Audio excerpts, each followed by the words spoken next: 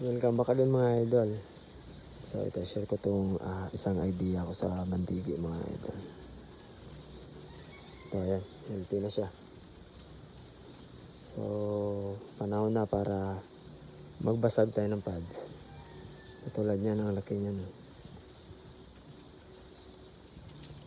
So ito yung ginawa natin mga idol. Binasag natin. So bali isang pad to dati. So ngayon naging 4 na. 1, 2, 3, 4. Ganun din dito mga idol. Isang pad yan dati. Ngayon naging 3 na. So paglabas yan mga idol, siguro mga 1 month. Kakapal na yan. Mas maganda tingnan, marami. Ano yung ginagawa mo na sa una mga idol? Una, malaki talaga. Para makita natin yung hitsura ng puno habang nagpaparami tayo ng sanga. So pag marami na, yun na natin bibitakin.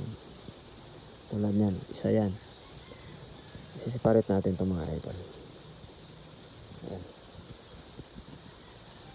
Diba? So ito magiging 3 din. Ayan mga idol. Ayos.